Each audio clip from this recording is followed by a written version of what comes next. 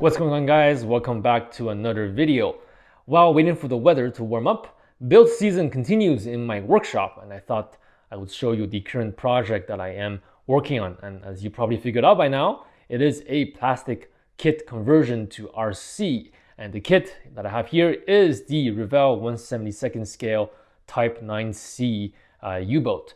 Now, for those of you who have been in the RC submarine hobby for a while, or in naval scale modeling in general, you're probably aware that Revell has released these beautiful 1/72nd scale, very large scale plastic models of various U-boats of the Second World War. I believe beginning in 2004, you had the very famous Type 7C kit that was released, followed by a variation of that kit in its later war configuration, the Type 7C41. This one is its much larger cousin, the Type 9C U-boat. And this kit in particular has gone through some various rounds of revisions. This one is in particular is, I believe, a 2019 release. I think this one is still in production. Unfortunately, the Type 7C kit is no longer in production, and prices for that kit have gone up exponentially on eBay.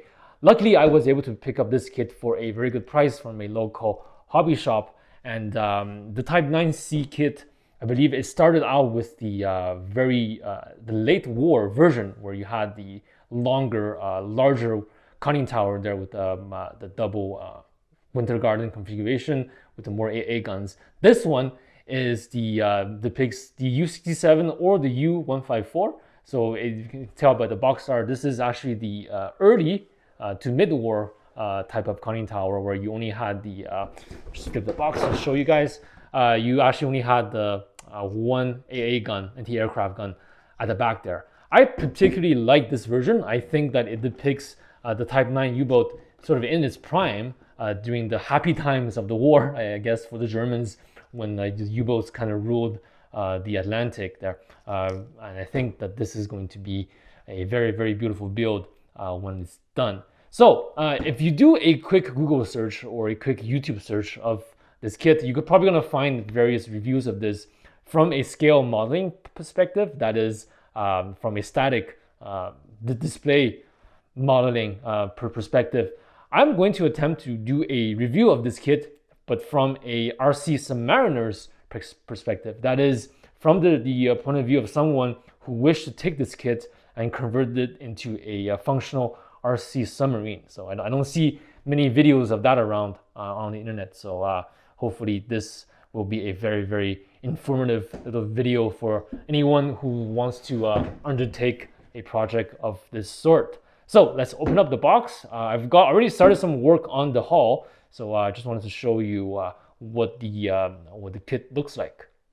And here we have the hull fully assembled. Now, with the model being almost 42 inches long, the whole hull obviously doesn't fit inside the box as a whole piece. So the model is actually split into 4 different parts. There's the obvious centerline split, but there is also an additional hull split right here. I'm not sure if you can see the seam line, which is kind of nice, because it creates this shorter stern section for you to work with when you deal with the driveline and the stern control surfaces.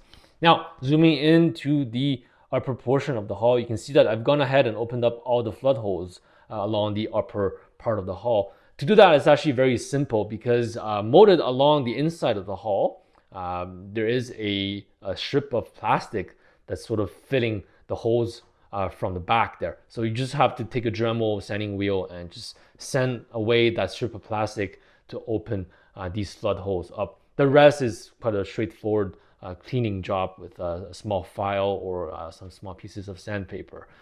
There are some additional flood holes right below where the bow hydroplanes are, and also at the stern. I haven't opened those up yet. I might just open up some of them by drilling them out. But what I like to do with these models is I will open up some holes right below the keel where they're also hidden, so that it really aids with water flowing in and out of the hull, since this will become a wet hull RC submarine.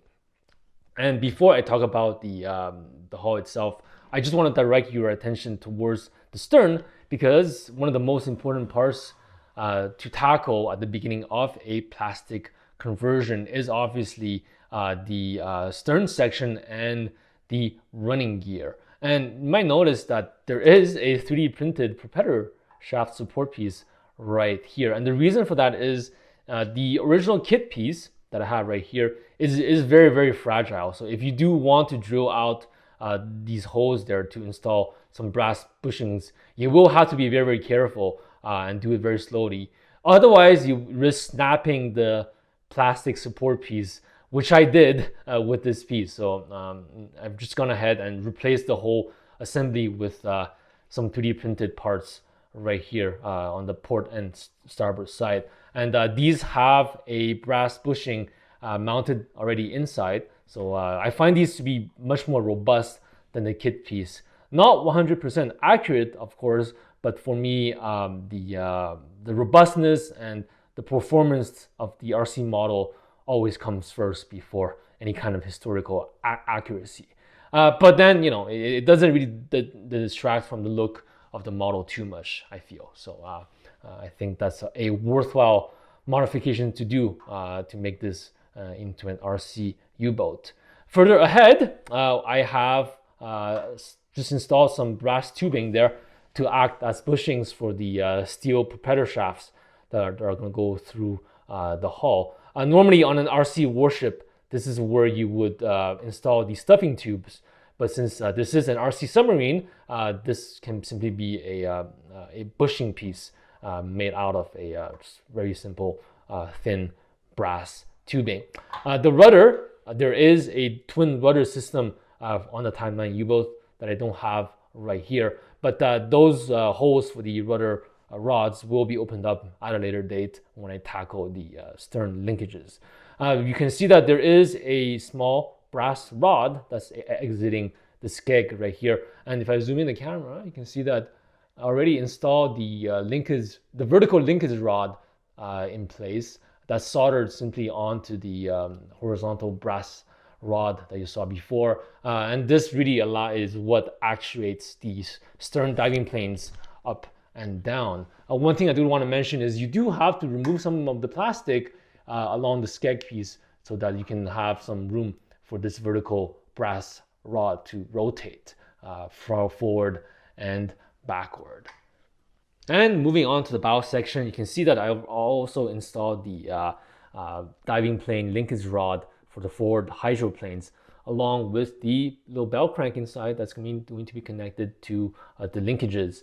But for the time being, I think I will keep the forward hydroplanes locked in place and in the horizontal position. Usually for smaller plastic models like this, I think just having the stern planes being operational is enough to have sufficient control. But if the need ever arises to have the forward hydroplanes be operational, well, I already have the linkage system set up in place there. So before you actually glue the two hull halves together, I strongly suggest that you tackle the installation of the driving gear and the stern control surfaces for the diving planes first. That will make your life much, much easier going forward. And here we have the conning tower and upper deck dry fitted onto the hull. And I just love the look of this U-boat. It's so sleek and graceful. One thing about the conning tower, you might be wondering, well, this does look like the conning tower that you find on something like a Type 7 U-boat. Well, you are only partially correct, because the early tower for the Type 9 U-boat is actually a bit larger than the one found on the Type 7, even though they look very, very similar. The reason for that is there's actually an extra periscope in the pressure hull under the conning tower there. You can see the two holes there in the middle. But below the conning tower, there is, you can see the outline where it mounts onto the upper deck. A lot of nice detail in this deck, plenty of little flood holes molded into the plastic, but some holes will need to be cut out in order to allow air to vent properly through the model for RC operation. There is a photo deck set available, I believe, out of the Czech Republic. Not sure if it's for this variation of the Type 9 or the previous Revell releases. So that's always an option if you don't want to drill out every hole in the upper deck. I don't think I'm going to drill out all the flood holes in there. Maybe just open up little holes here and there. But pretty standard affair. The deck is split into 3 pieces. You have the bow section, the mid section, and the stern section. You can choose to simply glue the entire upper deck as one complete piece and just have that be removable to access the innards of the boat, or simply just have a portion of it be removable to access the inside. But however way you choose to tackle that, one nice thing I find about this model is just get this part of the deck off, is just how wide the hull opening is inside there. And this makes mounting a WTC, watertight cylinder, super easy. Here I do have just a sample, a 2.5-inch piece of polycarbonate tubing, and you can see, I mean, it just drops in there snugly, just like that. Obviously, the watertight cylinder is much longer than this. This is just the mid section of it, but you can already tell that space is not a problem inside this U-boat, which I'm really happy about. So right now, the way I have the whole hull set up is the model is ready to receive a watertight cylinder inside, and for that I will show you my watertight cylinder design for this U-boat in the upcoming video. So for now, if you like this little quick review, remember to leave us a like and a subscribe for more RC submarine content. And until then, I will see you next time.